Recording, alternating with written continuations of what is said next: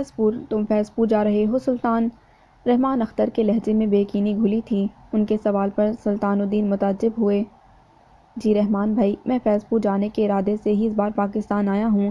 سیما کو تو اس بارے میں علم ہے۔ سیما نے آپ کو نہیں بتایا؟ سلطان الدین کے جواب پر رحمان اختر مزید حیران ہوئے۔ نہیں، مجھے نہیں بتایا سیما نے کچھ بھی۔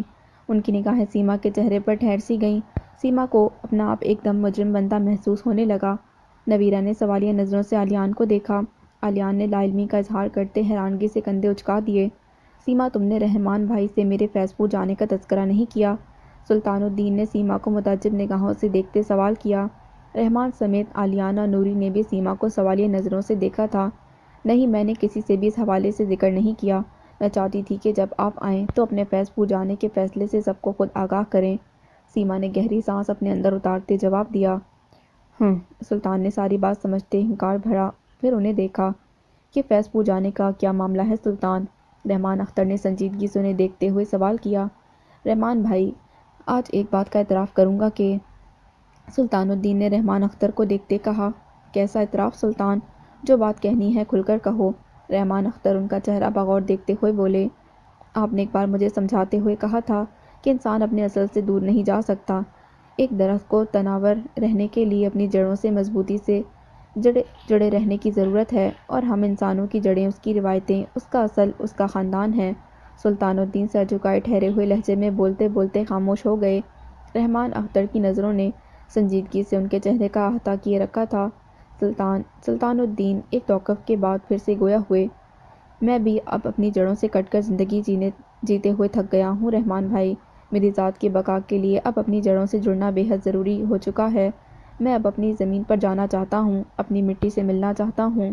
سلطان الدین کی بات پر علیان نے ایک نظر سیما کے سنجیدہ اور خاموش چہرے کو دیکھا۔ وہ بہت زیادہ تو نہیں، لیکن اس بات سے ضرور آگاہ تھا کہ اس کا ددیال فیضپور میں آباد ہے، اور ان لوگوں کا اپنے ددیال سے رابطہ نہ ہونے کے برابر ہے۔ سلطان، جس دن میں نے تم سے یہ باتیں کی تھیں، تب سے میں جانتا ہوں کہ ایک نہ ایک دن تمہیں تمہارے اپنے ضرور یاد آئیں گے۔ تمہارا دل ان کی جانب لوٹنے کے لیے تمہیں آمادہ کر لے گا۔ میں اسی لیے ایک بات سے سخت خوفزدہ تھا، اور تم یہ اچھی طرح جانتے ہو کہ میرے خوف کی کیا وجہ ہے۔ رحمان اختر ان کی بات کے جواب پر سنجیدگی سے گویا ہوئے۔ شہنیلا نے دزدیدہ نگاہوں سے سیما کو دیکھا۔ سیما کا سر جھکا ہوا تھا۔ چہرے کے تاثرات بتاتے تھے کہ وہ انتہائی سوچ وچار کا شکار ہیں۔ شہنیلا نے اپنی نگاہوں کا زاویہ بدل کر علیان اور نویرہ کی جانب دیکھا۔ ان دونوں کی حیرانگی سے بھرپور نگاہیں بھی سلطان الدین اور رحمان اختر کے چہروں پر مرکوز تھیں۔ میں بہت اچھی طرح سے جانتا ہوں رحمان بھائی کہ آپ کی پریشانی کی وجہ کیا ہے، لیکن میں یقین دلاتا ہوں کہ اپنی بیوی بچوں پر کسی طرح سے کوئی آنچ نہیں آنے دوں گا۔ سلطان الدین انہیں اپنی بات کا یقین دلاتے ہوئے بولے۔ مجھے تمہاری نیت، تمہارے ارادوں اور اپنی فیملی کے لیے محبت پر رتی برابر بھی شک نہیں ہے سلطان، مگر تمہارے فیضپور جانے سے حالات نہ جانے کس نتیجے پر جا پہنچے، میں اس بات سے پریشان ہوں۔ رحمان اختر نے اپنے شکوک اور شبہات کا اظہار کرتے ہوئے کہا۔ میں جانتا ہوں کہ آپ کے ذہن میں ان گنت سوالات سر اٹھا رہے ہوں گے، کئی اندیشے آپ کو پریشان کر رہے ہوں گے، مگر میں صرف اتنا کہوں گا کہ حالات جیسے بھی ہوں، میں اپنی فیملی کو کبھی کسی مشکل میں نہیں پڑنے دوں گا۔ میں یہاں تعلقات جوڑنے کی نیت سے آیا ہوں، تعلقات ٹوٹنے کیسے دے سکتا ہوں رحمان بھائی؟ سلطان الدین نے ان کے ہاتھ پر نرمی سے ہاتھ دھر کر اپنے ارادوں کی پختگی کا یقین دلاتے ہوئے کہا۔ یہ اچھی بات ہے کہ تم روٹھے رشتے منانے کے لیے فیضپور جا رہے ہو۔ تم خیر سے واپس لوٹ آؤ تو پھر علیان اور نوری کی شادی کی بات کریں گے۔ میں چاہتا ہوں کہ اس بار ترکی واپس جانے سے پہلے ہم ان دونوں کی کوئی نہ کوئی رسم ادا کر دیں۔ رحمان اختر نے سلطان الدین کے جذبات کو سمجھتے سبھاؤ سے بات کی۔ رسم کیوں بھائی صاحب؟ انشاءاللہ اب شادی ہوگی، کیونکہ میرا اب ترکی واپس جانے کا کوئی ارادہ نہیں۔ سلطان الدین نے مسکراتے علیان اور نویرہ کو دیکھتے ہوئے کہا۔ اچھا، تو اس بار یہاں مکمل سکونت اختیار کرنے کے ارادے سے آئے ہو؟ رحمان اختر بھی اس کی بات پر خوشگوار انداز میں مسکرائے۔ جی رحمان بھائی، بہت دن گزار لیے پردیس میں، اب زندگی کے باقی دن اپنوں کے ساتھ فیضپور میں گزاروں گا۔ رحمان اختر کی مسکراہٹ سلطان الدین کی بات پر یکلخت تھم گئی تھی۔ انہوں نے چونک کر پہلے سلطان الدین اور پھر سیما کو دیکھا۔ سیما کے چہرے پر پھیلا اضطراب انہیں پل بھر میں بہت کچھ سمجھا گیا۔ رحمان اختر نے علیان اور نویرہ کو باری باری دیکھتے ہنکار بھرا تھا۔ سیما نے اس پل اپنے بھائی کا چہرہ بغور دیکھا۔ ان کے چہرے پر پھیلا تناؤ اور متفکر لکیریں ان کی پریشان کن سوچوں کی غمازی کر رہی تھیں۔ سیما نے نظروں کا زاویہ تبدیل کر کے سلطان الدین کو دیکھا۔ ان کی نگاہیں اسی پر مرکوز تھیں۔ سیما ان سے نگاہیں پھیر کر آلیان اور نویرہ کے چہروں پر مرکوز کرنے لگی۔ ان دونوں کی نگاہوں میں الجھن سوار تھی۔ وہ ایک گہری سانس بھر کر سر کو جھکا گئیں۔ بابا، آپ نے اتنا بڑا فیصلہ کر لیا اور مجھ سے مشورہ کرنا تو دور، مجھے بتانا بھی ضروری نہ سمجھا؟ آلیان خفگی بھرے انداز میں سلطان الدین کے روبرو بیٹھا سوال کر رہا تھا۔ وہ ناشتے کے فوراً بعد ان سے کمرے میں بات کرنے کی غرض سے آیا تھا۔ میں نے جو بھی فیصلہ کیا ہے وہ سب کی بھلائی سوچ کر ہی کیا ہے۔ وہ اپنے برابر بیٹھی سیما اور سامنے بیٹھے آلیان کو دیکھ کر دھیمی آواز مگر مضبوط لہجے میں بولے، کیسی بھلائی بابا؟ آپ بہت اچھی طرح جانتے ہیں کہ میرے ارادے استنبول میں ہی اپنا کیریئر بنانے کے تھے۔ میں وہاں کئی شارٹ کورسز کر رہا تھا، وہاں کے میڈیا ہاؤس سروسز کے ساتھ کام کر رہا تھا، ڈائریکشن کی ٹیکنیک سیکھ رہا تھا، اور آپ کے اس فیصلے نے میرا ہر خواب داؤ پر لگا دیا۔ آلیان چنچلاتے انداز میں بولا، تم تعلیم یافتہ ہو، باصلاحیت ہو آلیان۔ کیریئر بنانے کے لیے تمہیں کسی شرطوں یا خاص جگہوں کی ضرورت نہیں، تم یہاں رہ کر بھی کیریئر بنا سکتے ہو۔ سلطان الدین نے کمزور لہجے میں اسے سمجھاتے ہوئے کہا، میں آپ کی بات مان بھی لوں بابا تو یہاں کراچی میں رہ کر بنا سکتا ہوں کیریئر، مگر فیض پور میں رہ کر نہیں۔ اس چھوٹے سے شہر میں رہ کر میں اپنے خوابوں کی تکمیل بھلا کیسے کر سکتا ہوں؟ وہ جراح کے انداز میں بول رہا تھا۔ آلیان، ضروری تو نہیں تم کامیابی صرف اسی الیکٹرانک میڈیا کے سہارے حاصل کرنے کی کوشش کرو، اور بھی بہت سے راستے ہیں جن کے سہارے تم کامیابی کی منزلوں کو پا سکتے ہو۔ فیض پور میں ہماری کئی زمینیں ہیں، کاروبار ہے، تم ہمارے خاندانی کاروبار کا بھی حصہ بن سکتے ہو، اس کاروبار کے ذریعے تم اپنے خوابوں کی تکمیل کر سکتے ہو۔ سلطان الدین اسے ایک دوسری راہ دکھاتے ہوئے کہنے لگے، میں نے آج تک اس خاندان کو دیکھا نہ ملا، اور نہ ہی اس خاندان جس کی زمینوں اور کاروبار کے آپ حوالے دے رہے ہیں کہ کسی فرد نے آج تک ہم سے کبھی ملاقات یا حال احوال جاننے کی کوشش کی، اور ایسے میں وہاں بسنے اور اس خاندان کے کاروبار میں شامل ہونے کے خواب میں کیسے دیکھ سکتا ہوں بابا؟ آپ کو یہ سب ناممکن کیوں نہیں لگ رہا بابا؟ وہ زچ آ کر بولا، کیونکہ وہ ہمارا خاندان ہے، وہ ہمارے اپنے لوگ ہیں، ہمارا خون ہے۔ سلطان الدین تھکے تھکے سے لہجے میں بولے۔ سیما کے سامنے وہ بھلے تن کر اپنی اس خواہش کا اظہار کر لیا کرتے تھے، مگر قد سے اونچے نکلتے بیٹے کو سمجھانا انہیں انتہائی مشکل لگ رہا تھا۔ اور اگر وہ ہمارا خاندان ہے تو ہم آج تک اس خاندان کا حصہ کیوں نہیں بن سکے بابا؟ ہمارا خون ہے تو کیا اس خون کا رنگ سفید ہے جو آج تک ہم سے لاتعلق رہا؟ یہ کیسے اپنے ہیں بابا جنہوں نے ہم سے ملنا تو درکنار بات کرنا بھی گوارا نہیں سمجھا؟ آلیان شکوہ کناں لہجے میں کہتا چلا گیا۔ سلطان الدین کو پہلی بار احساس ہوا کہ جوان اولاد کو سمجھانا پہاڑ سر کرنے کے مترادف ہے۔ بابا، میں یہ نہیں کہہ رہا کہ آپ فیض پور نہ جائیں، اپنے خاندان سے نہ ملیں۔ بابا، آپ ضرور ان لوگوں سے ملیں، مگر پلیز ہمیں وہاں چل کر رہنے پر مجبور نہ کریں۔ بابا، میں آپ کی خواہش کی خاطر کراچی میں بسنے کے لیے تیار ہوں، مگر فیض پور میں نہیں رہ سکتا۔ آلیان انہیں اپنا فیصلہ سنا کر کمرے سے چلا گیا۔ مجھے آج پہلی بار احساس ہو رہا ہے کہ میری محبت نے آلیان کو بہت خود سر بنا ڈالا ہے۔ اس کے جانے کے بعد سلطان الدین آزردگی سے بولے، یہ آپ کی محبت کا نہیں، خون کا کمال ہے سلطان۔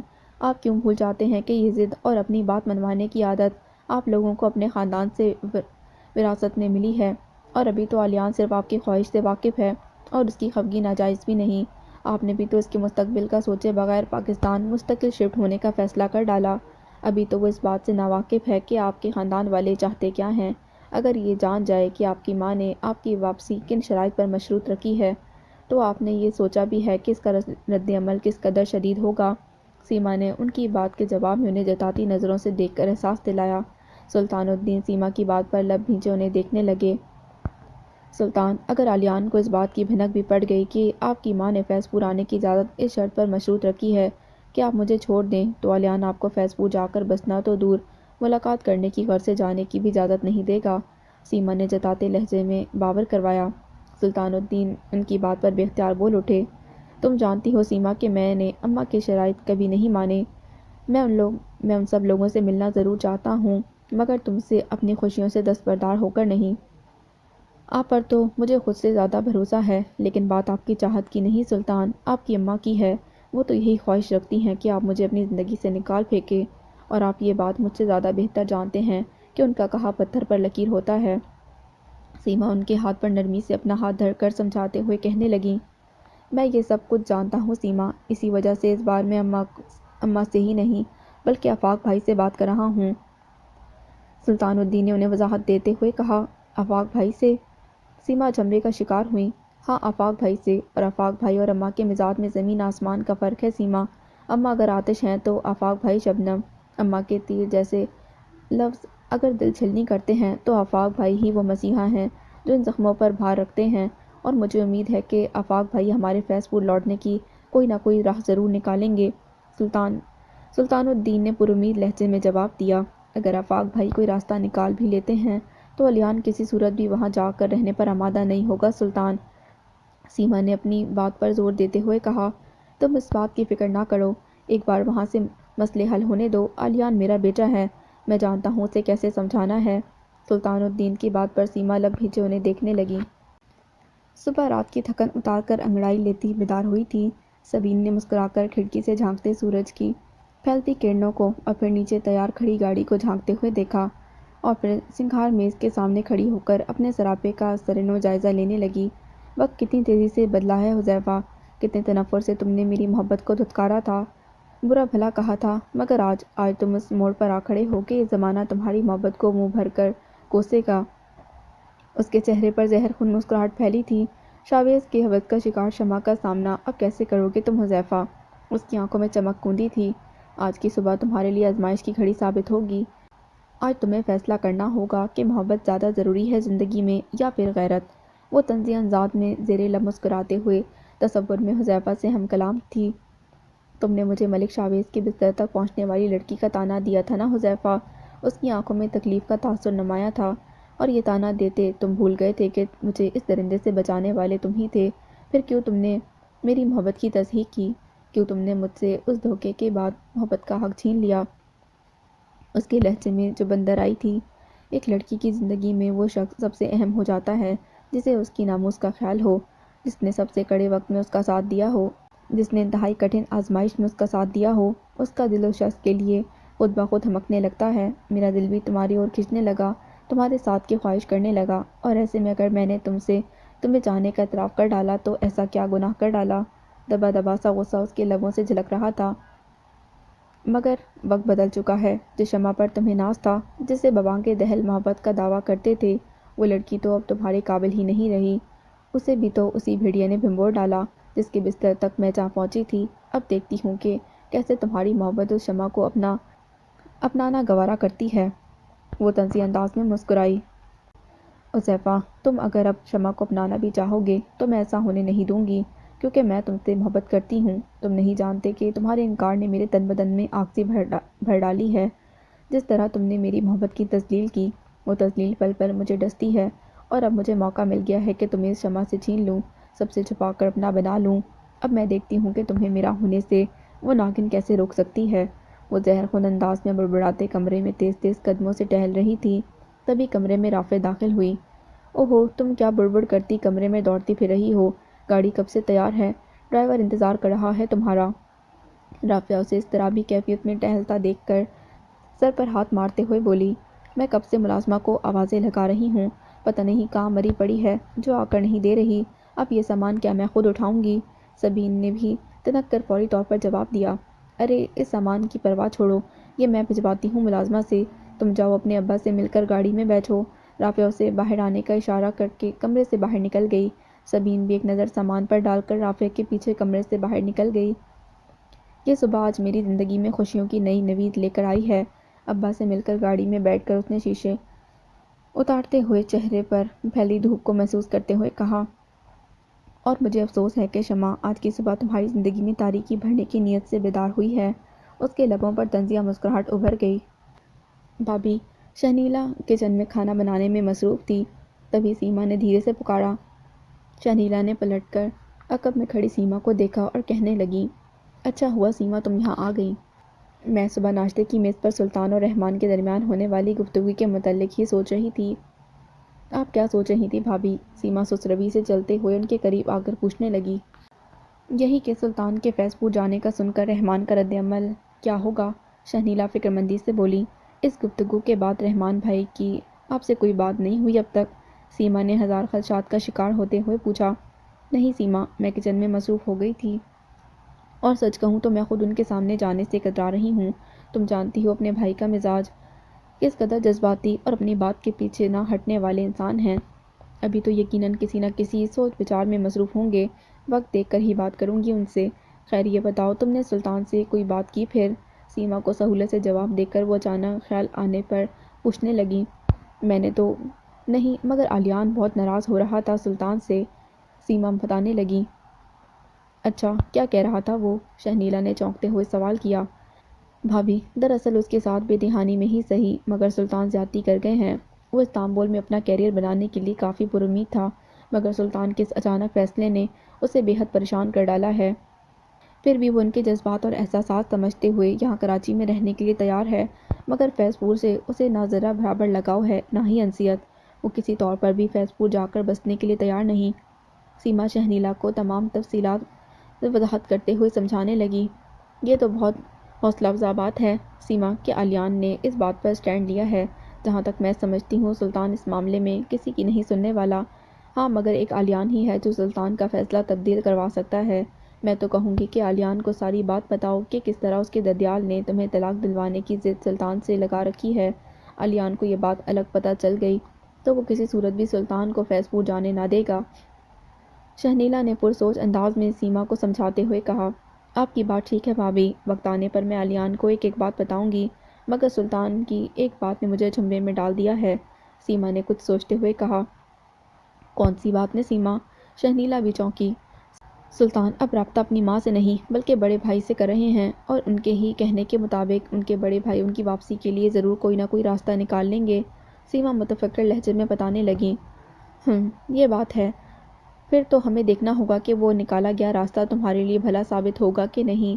بہرحال میں سمجھتی ہوں کہ فی الحال ہمیں بہت صبر سے کام لینا ہوگا۔ میں رحمان کو بھی سمجھاؤں گی کہ ابھی کوئی ایسی سخت بات نہ کہیں کہ سلطان کے دل کو برا لگے۔ شہنیلا نے سمجھداری سے کہا۔ بالکل ٹھیک کہہ رہی ہیں آپ بھابھی، میں بھی دراصل یہی کہنے والی تھی کہ رحمان بھائی سے کہیں فی الحال وہ صرف حالات پر نظر رکھیں، کوئی بھی فیصلہ یا سخت بات کہنے سے گریز کریں۔ سیما بھی شہنیلا کے ہاں میں ہاں ملاتے ہوئے بولی۔ تم فکر مت کرو، انشاءاللہ سب بہتر ہوگا۔ شہنیلا نے اس بات میں سر ہلاتے سیما کو حوصلہ دیتے ہوئے کہا۔ سیما بھی سر ہلا کر جواباً مسکرا دی۔ آپ نے چائے نہیں پی اب تک؟ میں کتنی دیر پہلے رکھ کر گئی تھی۔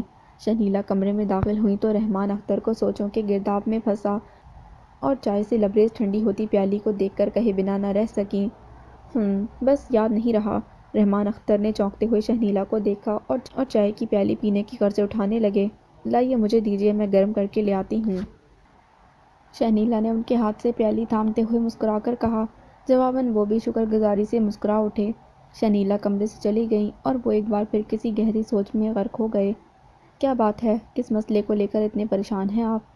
شہنیلا واپس کمرے میں لوٹی تو انہیں اسی کیفیت میں مبتلا پا کر گرم چائے پکڑاتے استفسار کرنے لگیں۔ آج سلطان کی باتوں نے مجھے بے حد پریشانی میں مبتلا کر ڈالا ہے شہنیلا، وہ ایک گہری سانس منہ سے خارج کرتے ہوئے بولے۔ وہ واپس فیض پور جانے کی بات کر رہا ہے اور یہ بات میرے لیے بے حد پریشان کن ہے، وہ متفکر لہجے میں بولے۔ آپ کیوں اتنا پریشان ہو رہے ہیں اس بات کو لے کر؟ سلطان اگر فیض پور جانا چاہتا ہے تو اس میں ایسی کون سی بات ہے؟ اس کا خاندان آباد ہے وہاں، آج نہیں تو کل اسے ان سب کی یاد تو آنی ہی تھی، شہنیلا نے تحمل سے سمجھاتے ہوئے کہا۔ یہ تو میں بھی جانتا ہوں کہ آج نہیں تو کل اسے اپنے خاندان والوں سے ملنا ہی تھا، رحمان اختر نے شہنیلا کو دیکھتے ہوئے کہا۔ جب جانتے ہیں تو پھر پریشان کیوں ہو رہے ہیں؟ شہنیلا نے دریافت کیا۔ پریشانی اس بات کی ہے کہ سلطان وہاں مستقل قیام کی بات کر رہا ہے۔ اگر صرف تعلقات رکھنے کی بات کی ہوتی تو مجھے کوئی اعتراض نہیں ہوتا شہنیلا، مگر مستقل رہائش اختیار کرنے کی بات نے مجھے بہت کچھ سوچنے پر مجبور کر ڈالا ہے، رحمان اختر نے تشویش بھرے انداز میں جواب دیا۔ کیا سوچ رہے ہیں آپ رحمان؟ شہنیلا نے چونکتے ہوئے پوچھا۔ میں علیان اور نویرہ کے متعلق سوچ رہا ہوں۔ جیسا کہ تم جانتی ہو یہ دونوں بچے بچپن سے ہی ایک دوسرے سے منسوب ہیں، اور اگر سلطان اپنی فیملی کے ساتھ فیض پور میں سکونت اختیار کرتا ہے تو اس کا واضح مطلب ہے کہ ہماری نویرہ کو بھی بیاہ کر فیض پور جانا پڑے گا، جو کہ میں بالکل نہیں چاہتا، وہ اصل مسئلہ بیان کرتے ہوئے بولے۔ میں جانتی ہوں رحمان کہ آپ کو یہی بات بے حد پریشان کر رہی ہے، مگر مجھے نہیں لگتا سلطان اپنے اس فیصلے پر قائم رہ پائے گا۔ شہنیلا کی بات پر وہ بری طرح ٹھٹکے۔ سلطان اپنے فیصلے پر قائم نہیں رہ پائے گا؟ تمہیں ایسا کیوں لگتا ہے شہنیلا؟ کیونکہ میری ابھی سیما سے بات ہوئی اور وہ بتا رہی تھی کہ علیان فیض پور جا کر رہنے کے لیے کسی صورت راضی نہیں، اسے اپنا مستقبل فیض پور میں نظر نہیں آ رہا، شہنیلا نے انہیں تفصیل بتاتے ہوئے کہا۔ آلیان کی بات میں دم تو ہے۔ اتنی تعلیم حاصل کرنے کے بعد وہ فیض پور جیسے ایک چھوٹے سے شہر میں جا بسے۔ اس طرح تو اسے اپنا مستقبل بنانے اور آگے بڑھنے میں شدید دشواریوں کا سامنا کرنا پڑے گا۔ وہ پرسوچ انداز میں بولے، اسی لیے کہہ رہی ہوں کہ اتنا پریشان نہ ہوں، ذرا تحمل سے پیش آئیں۔ آلیان اور سیما سلطان کے فیصلے پر راضی نہیں۔ مجھے یقین ہے کہ آنے والے دنوں میں اس مسئلے کا کوئی نہ کوئی حل نکل ہی آئے گا، شہنیلا نے اسے سمجھاتے ہوئے تسلی دیتے ہوئے کہا۔ کہہ تو صحیح رہی ہو تم۔ رحمان اختر نے شہنیلا کی بات سے متفق ہو کر سر ہلاتے ہوئے چائے پینے لگے۔ کیا بات ہے، تم اس قدر پریشان کیوں ہو علی؟ سلطان الدین سے ہونے والی گفتگو کے بعد وہ ذہنی طور پر بے حد پریشان ہو گیا۔ وہ فیض پور کے حوالے سے محض اتنا ہی جانتا تھا کہ وہاں اس کا ددیال آباد ہے، اور کیونکہ وہ لوگ اس کے والدین کی شادی سے خوش نہیں تھے تو اس لیے ان لوگوں سے ہر طرح کا تعلق ختم کر ڈالا۔ اس حقیقت کو جاننے کے بعد بھلا اس کے دل میں فیض پور یا اس کے ددیال والوں کے لیے کوئی انسیت بھی کیسے ہو سکتی ہے بھلا؟ وہ ترکی میں رہ کر اپنا مستقبل سنوارنے کا خواہش مند تھا، مگر سلطان الدین کے اس اچانک فیصلے نے اسے مخمصے میں مبتلا کر ڈالا تھا۔ اس وقت بھی وہ اضطرابی کیفیت میں مبتلا لان میں ٹہل رہا تھا کہ نویرہ اس کے پاس چلی آئی۔ بابا نے اچانک فیض پور جانے کا فیصلہ سنا کر پریشان کر ڈالا ہے یار، وہ نویرہ کی جانب متوجہ ہوتے ہوئے کہنے لگا۔ پھوپھا کی بات نے تو مجھے بھی پریشان کر ڈالا ہے۔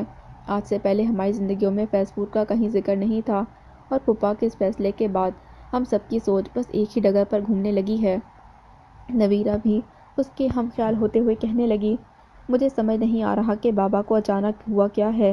جن لوگوں نے ہمیں ساری زندگی نہیں پوچھا، جو ہمارے حال سے کبھی باخبر نہیں رہے، آج بابا کو ان لوگوں کی یاد اتنی شدت سے کیوں آ رہی ہے؟ آلیان ناسمجھی کے عالم میں کہنے لگا۔ وہ ان کی فیملی ہے آلیان، اور بھلے جوانی دیس بدیس گھومتے ہوئے گزری ہو، مگر ہر انسان کی زندگی میں عمر کا ایک حصہ ضرور ایسا آتا ہے جب وہ اپنے ماضی کو یاد کرتا ہے۔ شاید پھوپھا بھی اسی دور سے گزر رہے ہیں، شاید اسی وجہ سے وہ اس کیفیت میں مبتلا ہیں، نویرہ نے مدھم لہجے میں اسے سمجھاتے ہوئے کہا۔ نوری، میں یہ ساری بات سمجھ رہا ہوں، مگر مسئلہ یہ ہے کہ وہ اس کیفیت میں مبتلا ہو کر مجھے اور ماما کو یکسر فراموش کر چکے ہیں۔ میرے کچھ خواب تھے یار۔ میں وہاں میڈیا ہاؤسز کے ساتھ منسلک ہو کر کام کر رہا تھا، کچھ کورسز بھی کیے ڈائریکشن کے، مگر بابا کے اس فیصلے نے مجھے انتہائی مشکل میں ڈال دیا ہے۔ وہ چاہتے ہیں کہ ہم لوگ مستقل طور پر فیض پور شفٹ ہو جائیں۔ آلیان نے پھر سے اپنے قدم آگے بڑھاتے ہوئے کہا۔ فیض پور میں تمہارے پروفیشن کا پھر کوئی اسکوپ ہی کہاں ہوگا آلیان؟ نویرہ بھی اس کے قدم سے قدم ملا کر ساتھ ساتھ چلنے لگی۔ انہیں اس بات سے فرق نہیں پڑتا، وہ کہتے ہیں کہ وہاں ہماری زمینیں ہیں، کاروبار ہیں، میں وہاں جا کر ان چیزوں سے جڑ کر بھی اپنا مستقبل بنا سکتا ہوں۔ وہ خفگی بھرے لہجے میں کہنے لگا۔ لیکن یہ تمہارا خواب نہیں تھا آلیان، تمہیں پھوپھا سے کھل کر بات کرنی چاہیے، وہ تفکر بھرے لہجے میں بولی۔ میں نے بات کی ہے ان سے، اور مجھے امید ہے کہ وہ رفتہ رفتہ میری بات کو سمجھ جائیں گے، آلیان نے امید افزا لہجے میں نویرہ کو دیکھتے ہوئے کہا۔ ایک بات پوچھوں آلیان تم سے؟ نویرہ نے جھجکتے کہا۔ تمہیں کیا اجازت کی ضرورت ہے نوری؟ آلیان اس کے انداز پر ٹھٹکتے کہنے لگا۔ نہیں، تم پر، تمہاری محبت پر صرف میرا حق ہے، مگر پھر بھی سوال کرتے مجھے گھبراہٹ سی ہو رہی ہے، نویرہ سر جھکائے کسی کشمکش میں مبتلا سی کہنے لگی۔ تم بے جھجک پوچھو نوری، آلیان اس کی جانب رخ موڑ کر سینے پر ہاتھ باندھے نرمی سے بولا۔ علی، اگر پھوپھا اپنے فیصلے سے پیچھے نہ ہٹے تو تم کیا کرو گے؟ کیا تم پھر فیض پور چلے جاؤ گے؟ نویرہ نے سر اٹھا کر اسے دیکھتے ہوئے سوال کیا۔ اس کی آنکھوں میں کئی خدشات جھلک رہے تھے۔ تمہیں ڈر کس بات کا ہے نوری؟ کون سی بات ہے جو تمہیں پریشان کر رہی ہے؟ آلیان نے اس کے سوال کی بجائے آنکھوں میں جھلکتے خوف کو پہچانتے ہوئے دریافت کیا۔ وہ بات شاید اب تک تمہاری نظر سے اوجھل ہے، میں اس بات کی طرف تمہاری توجہ مبذول کروانا چاہتی ہوں، نویرہ نے زور دے کر اسے باور کروانا چاہا۔ کون سی بات؟ تم کس خوف میں مبتلا ہو؟ تمہارے ذہن میں جو بھی خدشات جنم لے رہے ہیں وہ مجھ سے کھل کر کہو، آلیان نے اس کا ہاتھ نرمی سے تھامتے جیسے اپنے ساتھ کا یقین دلاتے ہوئے کہا۔ آلیان، یہ بات ہم سب ہی بہت اچھی طرح جانتے ہیں کہ تمہاری ددیال والے پھپھو کو اپنے خاندان کی بہو قبول کرنے کے لیے تیار نہ تھے، اسی وجہ سے پھوپھا نے ان سب سے دور اپنی دنیا بسا لی۔ میں نہیں جانتی آلیان کہ اب اگر پھوپھا واپس فیض پور جاتے ہیں تو وہ لوگ پھپھو کے ساتھ کیا سلوک رکھتے ہیں، ایسے میں میرے اور تمہارے بچپن کے زبانی کلامی رشتے کی کیا اہمیت رہ جائے گی؟ تمہارے وہاں جانے کے بعد اگر ان لوگوں نے ہمارے رشتے کو نہ مانا تو؟ نویرہ اپنی ذہنی الجھن آلیان کے آگے بہت مشکل سے بیان کر پائی تھی۔ اپنی بات کہہ کر وہ اسے شش و پنج میں مبتلا دیکھنے لگی تھی۔ نوری، تم بلا وجہ پریشان ہو رہی ہو۔ میرا تمہارا رشتہ ایک زبانی کلامی بات تک محدود نہیں بلکہ یہ ایک قلبی تعلق ہے، اتنی شدید محبت کہ جس کی کوئی انتہا نہ ہو۔ علیان اس کی ذرا قریب ہو کر اپنی چاہت کا احساس دلاتے ہوئے بولا، لیکن دنیا محبت کے تعلق کو نہیں مانتی علی، وہ رشتوں کو مانتی ہے، اور میرا تم سے ننھیالی رشتہ ہے کرنے کو آج تمہارا ددیال پھپھو کی حیثیت قبولنے کو آج تک تیار نہیں ہوا، پھر وہ مجھے کیسے تمہاری محبت کے طور پر قبول کریں گے؟ نبیرہ ایک ایک لفظ پر زور دیتے اپنے خدشات علیان تک پہنچاتے ہوئے بولی۔ اس کی آنکھوں میں نمی سی تیرنے لگی۔ علیان اس کے چہرے، اس کی آنکھوں کو یکٹک دیکھتا رہا اور پھر اپنی انگلیوں کی پوروں سے اس کے آنسو سمیٹتے گمبھیر لہجے میں بولا، نوری، تمہیں ڈر ان لوگوں کی ضد کا ہے یا پھر میری محبت کے کمزور پڑنے کا؟ مجھے ڈر صرف قسمت سے لگتا ہے، ان سے دور ہونے سے لگتا ہے علی، نبیرہ بھیگے لہجے میں کہنے لگی۔ تو پھر اپنا ہر ڈر، ہر خوف اپنے دل اور دماغ سے نکال پھینکو نوری، میں جب تک زندہ ہوں صرف تمہارا ہوں، اس دنیا میں کوئی بھی شخص میری تم سے محبت پر اثر انداز نہیں ہو سکتا۔ وہ اس کا چہرہ اپنے مضبوط ہاتھوں کے احسار میں بھرتے ہوئے بولا، علی، بس اتنا جان لو کہ میری سانسیں تمہارے وجود سے جڑی ہیں، تم سے جدا ہونا تمہاری نوری کو برباد کر ڈالے گا، مار ڈالے گا، نویرہ بھیگے لہجے میں کہنے لگی۔ علی اپنی نوری کو خود سے کبھی جدا نہیں ہونے دے گا، بس اتنا یقین رکھو۔ علی کے لہجے کی مضبوطی نے بالآخر نویرہ کو بھی دھیرے سے مسکرانے پر مجبور کر ڈالا۔ وہ اسے پر یقین نگاہوں سے دیکھنے لگی۔ شاہویز، میرے بیٹے، جس کسی نے بھی تمہاری یہ حالت کی ہے، میں اسے چھوڑوں گا نہیں۔ ملک جمیل انتہائی پریشانی کے عالم میں ہسپتال کے کوریڈور میں ٹہل رہے تھے۔ او ٹی میں ملک شاہویز کا آپریشن چل رہا تھا اور ہر گزرتا لمحہ ان پر کسی عذاب کی صورت گزر رہا تھا۔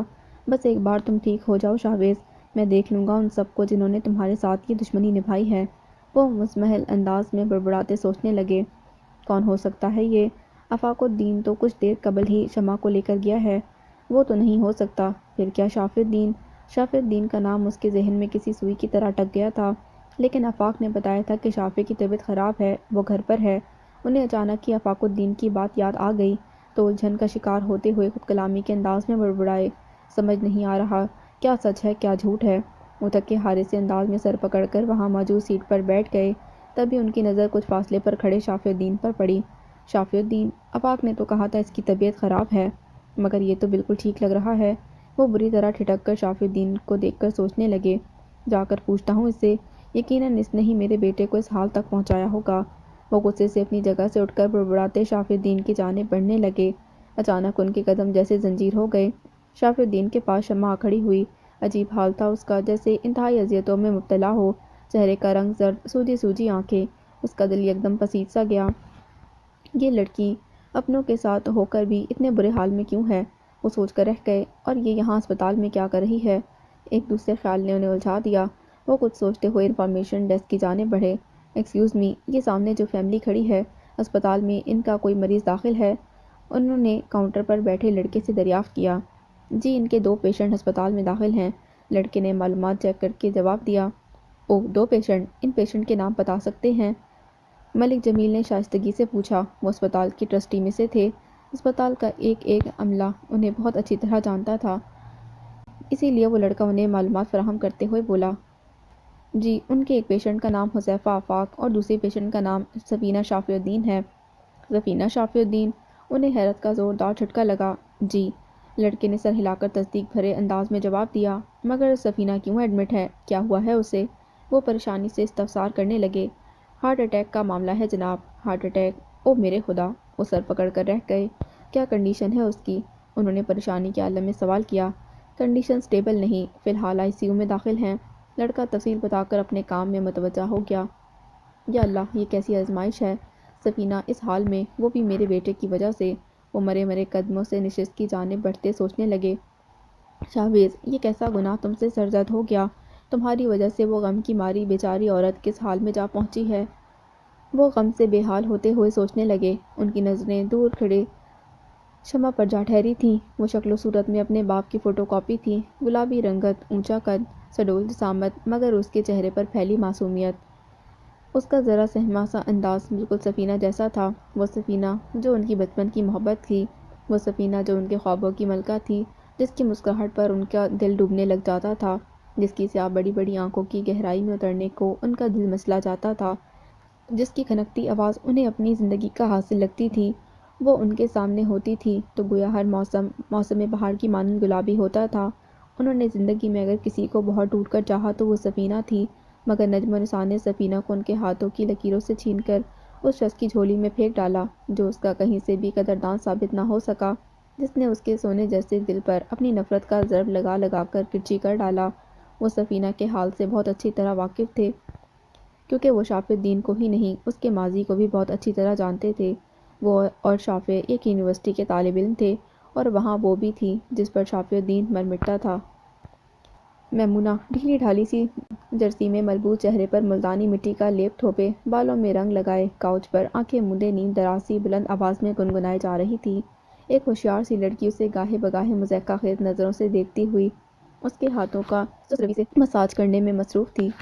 ارے ذرا ہاتھ دبا کر مساج کرو، دم نہیں ہے کیا ہاتھوں میں؟ اس نے لڑکی کی سستی بھانپ کر ہاتھ جھٹکتے ہوئے ڈپٹا۔ کر تو رہی ہوں آنٹی، لڑکی نے ہڑبڑا کر جواب دیا۔ اے آنٹی کس کو بولا؟ ہاں کس کو بولا آنٹی؟ میمونہ کو تو جیسے پتنگے لگ گئے۔ آنٹی نہ بولوں تو اور کیا بولوں؟ میری اماں کی عمر کی ہیں آپ، اس لڑکی نے بھی کھیکی کرتے جواب دیا۔ بہت اچھی طرح جانتی تھی کہ جس حلیے میں وہ تھی اس میں زیادہ سے زیادہ چیخو پکار ہی کر سکتی تھی۔ کیسے کینچی کی طرح زبان چلتی ہے اس 2 گز کی لڑکی کی، توبہ توبہ! میمونہ بری طرح چڑھ کر اپنے دونوں گال پیٹتے ہوئے بولی۔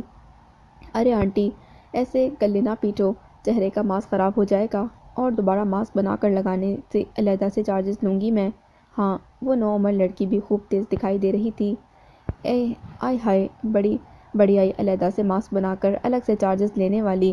تو صبر کر، تیری تو میں وہ کھچائی کرواؤں گی ثریا سے کہ یوں تر زبان چلانا بھول جائے گی۔ ہاں میمونہ باز نہ آنے والی تھی، منہ پر ہاتھ پھیرتے دھمکی آمیز لہجے میں بولی۔ تصور میں تو وہ اس ننھی کاکی نما بھی جمالوں کی گردن بھی مروڑ چکی تھی۔ ارے آنٹی اتنا مت بولو، یہ ماسک سکن ٹائٹ کرتا ہے، زیادہ منہ کھول کھول کر بات کرو گی تو لائنیں پڑ جائیں گی لائنیں۔ وہ لڑکی دانت نکو سے میمونہ کو پھر سے ڈراوا دیتے ہوئے بولی۔ ہیں کیا بول رہی ہے لائنیں؟ میمونہ متعجب ہوئی۔ جھریاں آنٹی جھریاں! وہ لڑکی اس بار نئے سرے سے اسے تپا گئی۔ اے چپ کر لڑکی، آنٹی ہوگی تیری ماں، تیری پھوپھی، تیرا پورا خاندان۔ ایک بار ماسک اتر جانے دو پھر دیکھنا کیسے دماغ درست کرتی ہوں تمہارا۔ میمونہ بری طرح تپ کر زور زور سے چیختے ہوئے دھمکانے لگی۔ اچھا آنٹی نہیں بولتی، اب بتاؤ خالہ کیا بولوں؟ وہ لڑکی مزے لیتے ہوئے میمونہ کے ہاتھ پیروں کو تولیے سے صاف کرتے پوچھنے لگی۔ میمونہ باجی بول، میمونہ باجی بول، یہاں سب مجھے میمونہ باجی ہی کہا کرتے ہیں۔ میمونہ جیسے کسی خوشگوار بات کو یاد کرتے ہوئے بولی۔ ویسے ایک بات کہوں باجی، نام تمہارا بڑا ہی پرانے زمانے کا ہے، تمہاری شخصیت سے بالکل میل نہیں کھاتا۔ کہاں تم میں خوبصورت سڈول جسامت کی عورت، اور کہاں یہ بھاری بھرکم سا نام میمونہ؟ لڑکی نے مسکے لگاتے ہوئے کہا۔ آخر اس نے اپنی محنت کے پورے پیسے بھی وصولنے تھے اور دوبارہ گھر بلانے کا آسرا بھی رکھنا تھا۔ ہائے تیری یہ بات تو میرے دل کو لگی سچی، موم کی گڑیا جیسی حسین تھی میں، میرے پیچھے تو دیوانوں کی ایک لمبی قطار ہوا کرتی تھی۔ میمونہ کے لہجے میں اتراہٹ در آئی، وہ اپنا وقت یاد کرتے کہنے لگی۔ خیر حسین تو ابھی بھی ہوں، بس بڑھتی عمر نے رنگ روپ ذرا دبا دیا ہے۔ لڑکی نے اس کے چہرے کا ماسک اتارتے مسکرا کر اعتراف کیا۔ اے عمر اب بھی اتنی نہیں بڑھی، یہ تو مونا اور غضنفر کا ڈیل ڈول ایسا ہے کہ وقت سے پہلے ہی جوان نظر آنے لگے ہیں، ورنہ میری ابھی عمر ہی کیا ہے؟ میمونہ نے ناگواری سے ٹوکتے ہوئے کہا۔ ویسے مونا کو تو میں نے دیکھا ہے، بڑی حسین ہے وہ، بالکل کورین گڑیا جیسی لگتی ہے۔ وہ لڑکی چہرے کا ماسک اتار کر میمونہ کو مزید شیشے میں اتارتے ہوئے بولی۔ ہاں تو کیوں نہ لگے کورین گڑیا جیسی، آخر مجھ پر جو گئی ہے۔ میمونہ نے اپنا چہرہ صاف کرتے ہوئے آئینے میں بغور دیکھتے غرور سے کہا۔ چہرہ تو بڑے لشکارے مار رہا ہے باجی، واقعی مونا سے بھی بڑھ کر حسین لگ رہی ہو۔ اس لڑکی نے میمونہ کے عکس کو آئینے میں دیکھتے ہوئے سراہا۔ میمونہ کے چہرے پر ایک دلکش سی مسکراہٹ بکھر گئی۔ آج بھی اپنے بچوں کے ساتھ باہر نکلتی ہوں تو کوئی مجھے ان کی ماں نہیں سمجھتا، سب بڑی بہن سمجھتے ہیں۔ میمونہ کے لہجے سے احساس تفاخر جھلک رہا تھا۔ خیر سے یہ مونا اور غضنفر رہ کا گئے، اب تو انہیں آ جانا چاہیے تھا، ذرا میرا موبائل پکڑانا۔ اچانک خیال آنے پر وہ گھڑی میں وقت دیکھتے بڑبڑائی۔ اس لڑکی نے ذرا فاصلے پر پڑا موبائل اس کے حوالے کر ڈالا۔ میمونہ عجلت کے عالم میں موبائل پر نمبر ڈائل کرنے لگی۔ تمہیں پتہ ہے نا مونا، جس دن تم میری شاپ پر آئی تھی اس دن سے ہی میں تمہارے عشق میں گرفتار ہو گیا ہوں۔ تمہارا یہ حسین چہرہ مجھے نہ سونے دیتا ہے نہ جاگنے میں ہوش میں رہتا ہوں۔ وقار بے حد جذب کے عالم میں اپنے دل کا حال اپنے ساتھ قدم سے قدم ملا کر چلتی مونا کے سامنے بیان کر رہا تھا۔ اس نے اپنے دونوں ہاتھوں میں کئی شاپنگ بیگز پکڑے ہوئے تھے۔ اچھا، اتنے دیوانے ہو گئے تھے تم میرے، لگتا تو نہیں ہے؟ مونا نے بڑی ادا سے بال جھٹک کر اسے دیکھتے ہوئے کہا۔ کیوں، تمہیں کیا کمی محسوس ہوئی میری دیوانگی میں؟ وقار نے بے تابی سے پوچھا۔ وہ دونوں ڈنر کی غرض سے ایک ریسٹورینٹ میں داخل ہوئے۔ جو لوگ عشق میں اتنے دیوانے ہوتے ہیں وہ تو اپنے محبوب کے دل کی ہر بات بنا کہے جان لیتے ہیں، مونا نے جتا کر اسے وقار کو دیکھتے ہوئے کہا۔ تو کیا میں اب تک تمہارے دل کی بات نہیں جان سکا؟ وقار ایک سیٹ سنبھالتے اسے شوق نظروں سے دیکھتے استفسار کرنے لگا۔ ابھی تک تو نہیں، تم جان ہی نہیں سکے کہ مونا کے دل میں کیا ارمان ہے، مونا نے اس کی شوق نگاہوں کے جواب میں نظریں جھکا کر کہا۔ تو کہو نا، کیا ارمان ہے تمہارے؟ تم کہہ کر تو دیکھو، میں پورا نہ کروں تو پھر کہنا۔ وقار جذباتی ہو کر اس کا ہاتھ تھامتے ہوئے بولا۔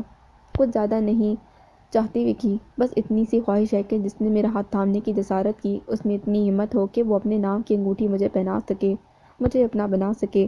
وہ اس کے ہاتھوں میں جکڑا نازک ہاتھ کسمساتے مدھم لہجے میں کہنے لگی۔ اف، بس اتنی سی خواہش ہے تمہاری مونا، وہ صدقے واری جاتی نگاہوں سے دیکھتے ہوئے بولا۔ ہاں، بس اتنی سی خواہش ہے کہ وہ مجھے چاہتا ہو، وہ مجھے اپنا بنانے، اپنا نام دینے کی بھی ہمت رکھتا ہو، مونا نے جذب کے عالم میں اس کی آنکھوں میں جھانکتے ہوئے کہا۔ ارے ایسے نہ دیکھو، میرا دل ڈوبنے لگتا ہے، اور میرا دل ڈوب گیا تو تمہارے لیے اگلی ملاقات پر انگوٹھی کیسے لاؤں گا، تمہیں اپنا کیسے بناؤں گا میری مونا ڈارلنگ، وقار نثار ہوتی نگاہوں سے اسے دیکھتے کہنے لگا۔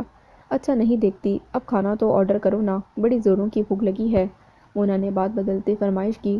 تم جو چاہو وہ آرڈر کرو، وقار نے اسے محبت پاش نگاہوں سے دیکھتے مینیو کارڈ اس کی جانب بڑھاتے ہوئے کہا۔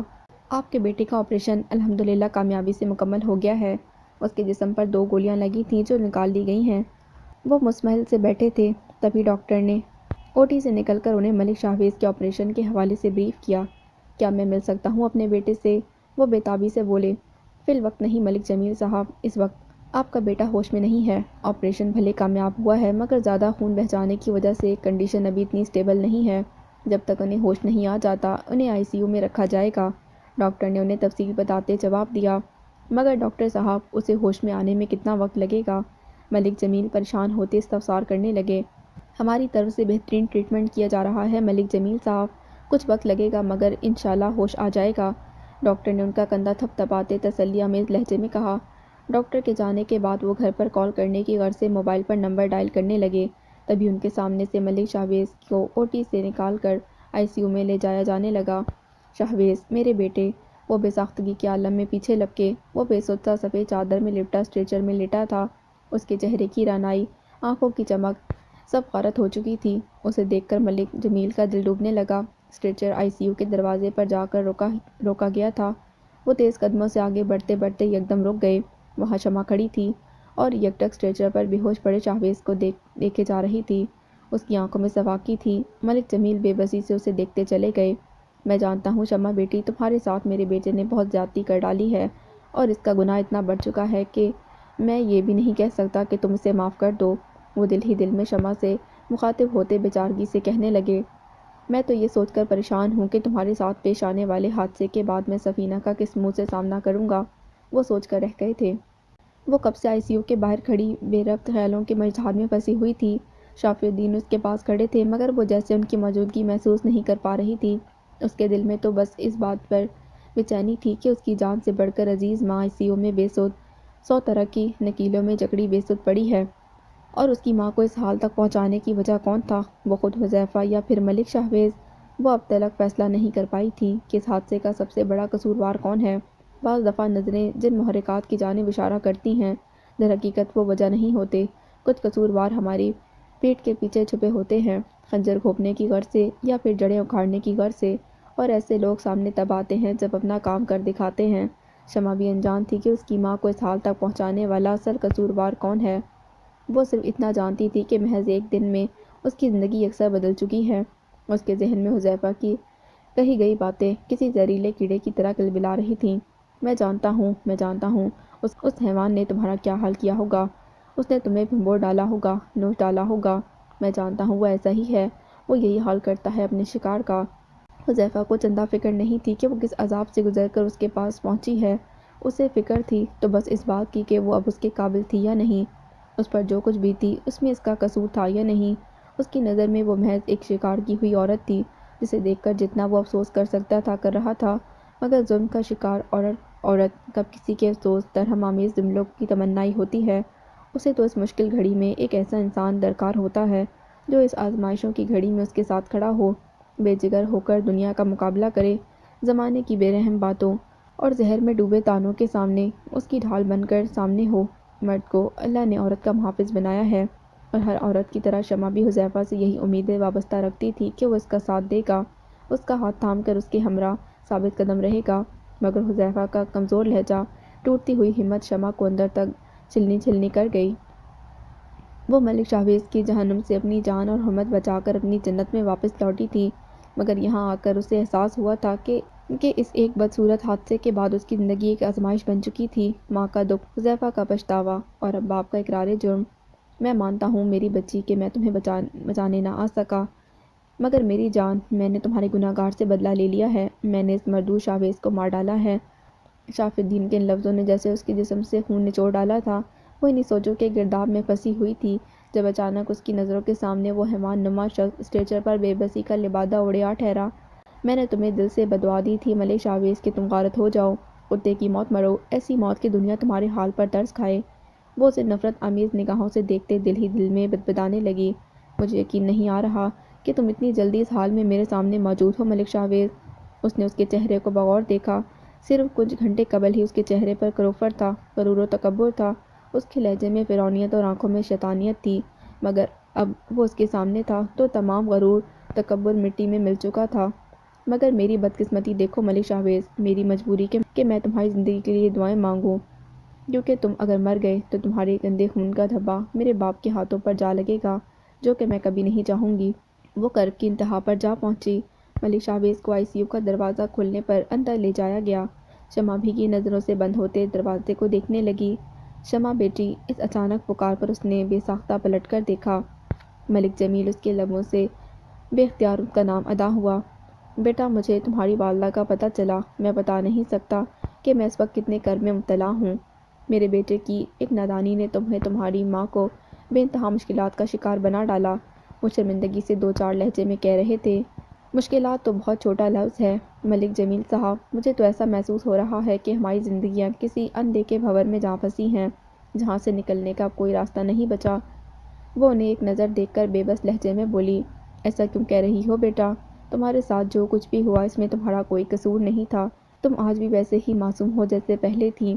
وہ اس کی بات کو مکمل طور پر سمجھ نہ سکے، تبھی بے اختیار کہہ گئے، یہ بات آپ کہہ رہے ہیں ملک جمیل صاحب، مگر حقیقت یہ ہے کہ آپ کے بیٹے نے مجھے میرے اپنے گھر میں بھی عزت سے رہنے کے قابل نہیں چھوڑا۔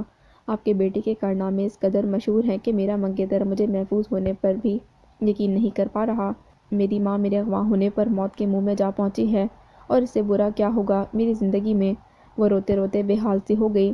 شمع بیٹا، خود کو سنبھالو۔ دیکھو بیٹا، میں بتاؤں گا تمہارے گھر والوں کو سچ، تم معصوم ہو، وارثہ ہو، اس بات کی گواہی میں بھی دوں گا اور میرا بیٹا بھی، بس وہ ایک بار ہوش میں آ جائے۔ وہ اسے سہارا دے کر کرسی پر بٹھاتے ہوئے بولے، مگر شمع اس مسلسل ذہنی اذیت کا مقابلہ کرنے سے قاصر تھی۔ وہ نڈھال سی کرسی پر بیٹھ گئی۔ میں پانی لاتا ہوں بیٹا تمہارے لیے، وہ اسے بے حال سا دیکھ کر ہڑبڑاتے ہوئے بولے۔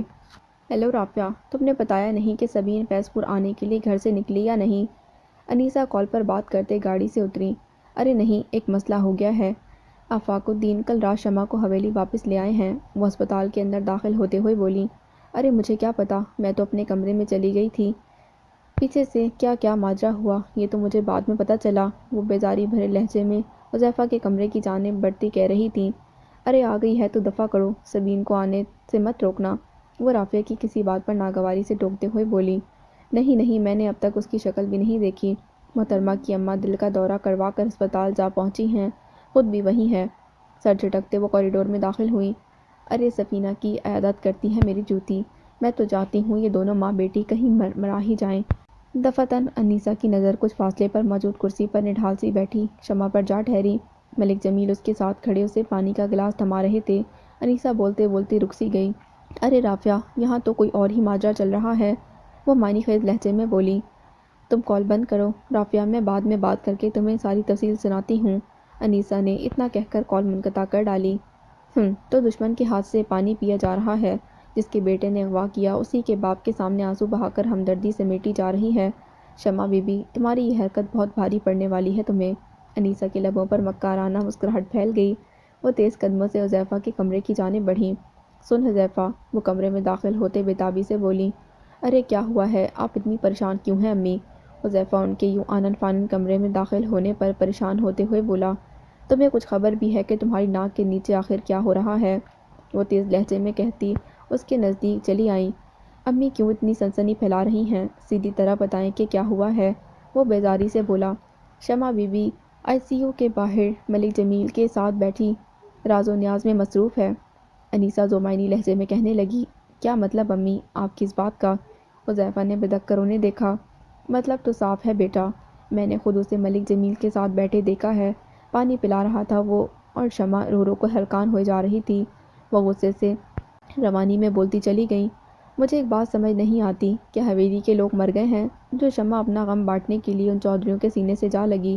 مجھے تو یہ بات سمجھ نہیں آتی کہ ایک رات میں ایسا کیا کمال ہو گیا جو چودھری اسے اتنے عزیز ہو گئے۔ انیسہ کی زبان لفظ نہیں زہر اگل رہی تھی۔ حذیفہ کے چہرے کا رنگ پھیکا پڑتا چلا گیا۔ امی آپ کو ضرور کوئی غلط فہمی ہوئی ہوگی، حذیفہ نے کمزور لہجے میں وضاحت دینا چاہی۔ عین اسی پل شمع کمرے میں داخل ہوئی۔ اچھا، مجھے غلط فہمی ہوئی ہے تو پوچھ لو شمع سے کہ کس کے ساتھ تھی وہ؟ شمع کو اندر داخل ہوتا دیکھ کر انیسہ نے انگلی اٹھاتے تیز نظروں سے گھورتے ہوئے کہا۔ شمع ناسمجھی سے ان دونوں کو دیکھنے لگی۔